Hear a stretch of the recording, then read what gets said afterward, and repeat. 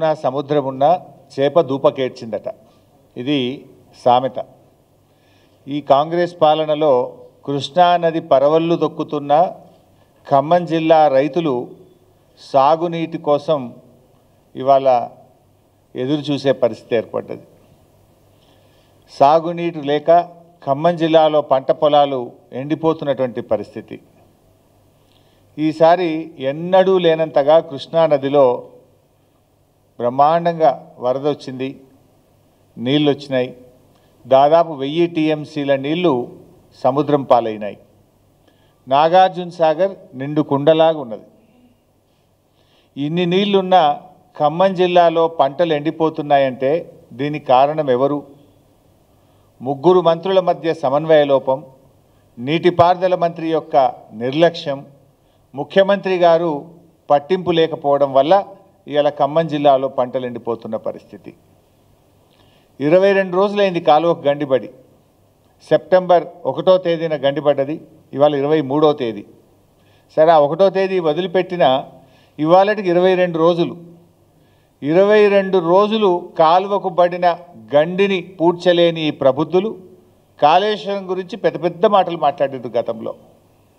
22 రోజుల్లో ఒక కాలువ గండి పూడ్చడం చేత కదా ఈ ప్రభుత్వానికి? ఇది నిర్లక్ష్యం కాకపోతే ఏంటి అని నేను అడుగుతా ఉన్నా. పాలేరు జలాశయం నుంచి పంట పొలాలకు నీళ్ళిచ్చే కాలువ ఏదైతే ఉందో అది పాలేరు జలాశయం దిగువన దాదాపు ఒక 100 మీటర్ల దిగువన మరి ఆ కాలువకు గండిపడ్డది. ఆ కాలువను పూడ్చడం చేతగాక ఈ ప్రభుత్వం రైతుల పంట పొలాలు ఎండబెడతా ఉన్నారు. సెప్టెంబర్ 1వ తేదీన గండిపడితే ఆల్మోస్ట్ 2వ తేదీ 3వ తేదీ కల్లా వర్షాలు తగ్గిపోయినాయి. వర్షాలు లేవు. గత 22 రోజులుగా ఏదో వర్షాలు పడ్డాయి, పని సాగలేదు అనే పరిస్థితి కూడా లేదు. 22 రోజులుగా ఏం ఇబ్బంది లేదు పనిచేయడానికి. చిన్న మరమ్మతు చేయకపోవడం అంటే ఈ ప్రభుత్వం యొక్క నిర్లక్ష్యం, ఇది మంత్రుల సమన్వయ లోపం. ఈరోజు పరిస్థితి ఏంటంటే మా వీరయ్య గారు ఉన్నారు, అజయ్ గారు ఉన్నారు, మా ఎంపీ గారు రవి గారు ఉన్నారు. వాళ్ళందరూ కూడా రోజు రైతుల నుంచి ఫోన్లు వస్తూ ఉన్నాయి. 1000 ఎకరాల్లో పంట నష్టం జరిగింది. ఇది చూడండి ఎట్లా ఎండిపోతున్నాయో పొలాలు చూడండి దయచేసి. నెర్రలు బాచినాయి పొలాలు. ఒకవైపు కృష్ణానదిలో పరవళ్ళు దొక్కుతూ ఉంటే, సాగర్ నిండు కుండలాగా ఉంటే, ఇవాళ సాగర్ ఆయకట్టు రైతుల పొలాలు నెర్రలు బాచి ఎండిపోతూ ఉంటే రైతులు కళ్ళల్లో నీళ్లు పెట్టుకొని ఏడుస్తున్నటువంటి పరిస్థితి. అంటే ఇది కేవలం ప్రభుత్వం యొక్క వైఫల్యం, ప్రభుత్వం యొక్క చేతగానితనం, ప్రభుత్వం యొక్క నిర్లక్ష్యం వల్ల ఈరోజు ఈ లక్షల ఎకరాల్లో పంట ఎండిపోయినటువంటి పరిస్థితి. ఇలా పాలేరు నియోజకవర్గం, ఖమ్మం నియోజకవర్గం, వైరా నియోజకవర్గం, సత్తుపల్లి నియోజకవర్గం, మధిర నియోజకవర్గం మొత్తం పంటలు ఎండిపోతున్నటువంటి పరిస్థితి ఉంది. ఇప్పటికే రైతులు, నేలకొండపల్లి రైతులు ఎన్ఎస్పి కార్యాలయాన్ని ముట్టడించారు. కూసుమంచి, ఖమ్మం, వైరా, కల్లూరు అన్ని మండలాల్లో ఇవాళ ఎన్ఎస్పి ఆఫీసులను ముట్టడిస్తున్నారు స్వచ్ఛందంగా. ఈ పార్టీ ఆ పార్టీ కాదు, రైతుల కడుపు మంట.